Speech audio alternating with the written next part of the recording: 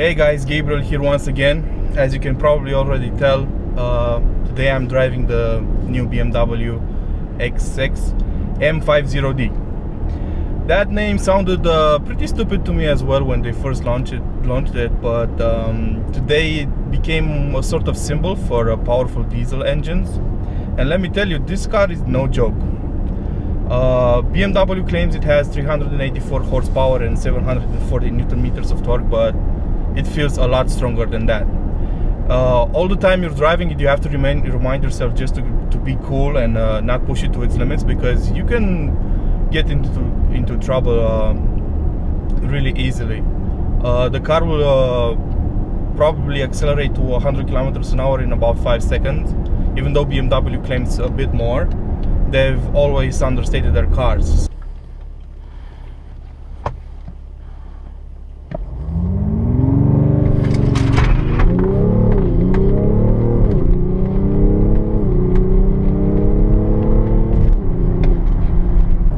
The 2016 model will soon get a new engine. It's a quad turbo engine this time that will have even more power. It will have about 400 horsepower and 800 Newton meters of torque.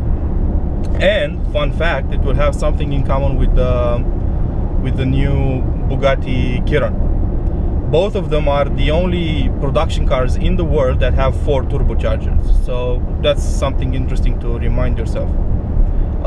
As far as the engine output goes, you should also know that the new B57S engine will be the new world record holder for the most powerful 3-liter diesel engine in the world. That speaks a lot about the engineers BMW has.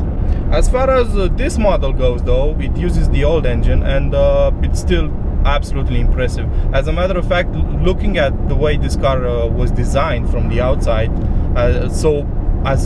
looking at how aggressive it is, how big the crease lines on the bonnet and the sides are, you really couldn't go for a different engine for this model.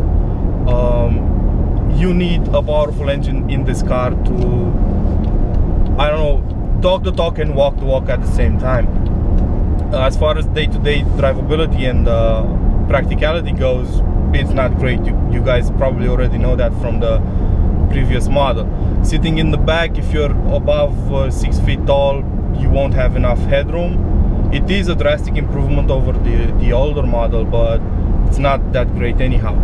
Luggage room in the back is pretty limited as well because of the sloping roofline, but you already know all of this when you decide to purchase a BMW X6. The car looks great, but it's not that practical. You see that throughout the auto industry's history.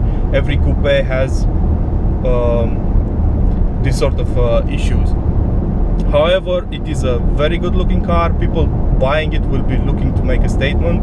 It's a lifestyle statement, and it drives absolutely brilliantly. The M50d model comes with the M Sport suspension package as standard. That's a big plus. You also get a digital instrument cluster. You get a gear shift lever with the M logo on it. I'm going to show you guys all of this later. And a lot of standard kit, starting at about 85,000 euros. It's a pretty good deal considering how much equipment it comes with. You don't really need to purchase a lot of additional options. You'll get everything you need. That's probably why around Europe this specific engine is the most popular one, contrary to what you may believe. Yes, it is a bit expensive, but then again, if you go for the standard 3-liter diesel, you'll have to add a lot of extra options in order to get it on par with what you need on day-by-day basis. So you end up at basically the same price tag. The M50d model also comes with a huge badge on the back, on the boot, as you're about to see, and slightly altered exterior design. You get fairy gray mirror covers and some blades in the air intakes up front. Other than that, what can I tell you? I've been driving it for about 2 days. It's pretty economical for its size and power. Around town I saw about 11 liters per 100 kilometers in fuel consumption. Right now I'm outside the city limits and it's doing about 8 liters per 100 kilometers, which is absolutely incredible for a car that weighs over 2 tons and has this much power.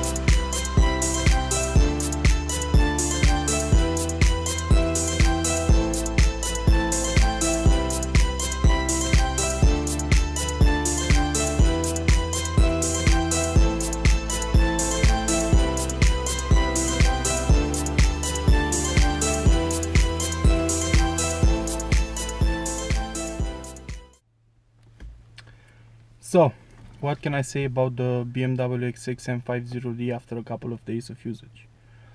Well, there are a couple of things I like and a couple of things I don't like, but most of them are intertwined in a funny way. So, I like the way this car looks. It imposes respect. It's very aggressive, has big character lines on the sides and on the bonnet and in the back, especially in this M Sport, guys. It's really, really mean. It's really close to the BMW X6M, the real deal, the top of the line bruiser, but it still looks good even though it's not exactly on the same level. For a diesel car, it is absolutely fabulous looking, and it's almost like a sleeper, because people, even though will see it as a massive aggressive car, won't think it is that fast. I also like the way this car feels on the road. The suspension is set up in a sporty way, so you're never really aware of the fact that the car weighs over 2.2 tons. The M Sport suspension comes as standard on M50d models, and it can really handle the weight of this car. Get it in sport mode and you really have to hold on to the steering wheel to make sure that you don't lose control of the car or your balance within the car when you accelerate. Another thing I love about this car is the engine. Even though the N57S engine is on its way out, it still delivers amazing performance. It's a tri-turbo setup, made sure that the torque is delivered in a similar way you'd find it on a turbocharged petrol engine, and it is simply amazing. It just keeps on pulling and pulling and pulling. As you reach 200 kilometers an hour, it just keeps on pulling until it hits its top speed limiter. The new engine, the B57S unit, will have 400 horsepower, 800 newton meters of torque. It will be even crazier with 4 turbochargers. BMW claims that they had to limit the torque on this engine because of the gearbox, something that makes sense and it doesn't. It's still debatable. Otherwise they could have squeezed even more out of that engine, so it will be interesting to see it in action. What I don't like about this car, as I said, is intertwined with the things I like. So for example, I like the torque that this engine brings, this diesel engine brings, but I don't like the sound it makes. Inside the cabin in sport mode, you get some fake engine noise pumped into it to make you feel better, to make you realize just how fast you're going. But from the outside, the car is absolutely quiet. You cannot tell that this is a really fast car. And not to sound like a snob or somebody that has, I don't know, bad taste, but sometimes you want the car to sound great from the outside. This car just doesn't. It's a diesel after all. Diesels are known to sound pretty bad. Another thing that I loved about this car, I said, it was the design, the way the roof swoops towards the back. The roofline kind of cuts into the headroom of the people standing in the back. The thing is, that's also one of the reasons why I don't like this car, is because it lacks practicality. It's not as useful as a BMW X5, for example. So you won't be able to store a lot of luggage in there for a longer trip, but it's all done for the sake of good looks. So people buying it will anyway buy it knowing this beforehand, so it won't be a problem for them. This will probably be a second car. The last thing I don't like is the price. So this car starts at about 85,000 euros. but you'll probably want to add more kit to it. The one I'm testing is about 100 grand. That's a lot of money. Not a lot of people can afford it, but that's not the problem. The problem is that this car brings a lot of performance, but also asks a lot of money. It's a typical BMW issue. It's no surprise here. You have to pay for premium quality and for the power it brings. Other than this, it's really hard to fault this car. It's brilliant. I enjoyed every moment with it.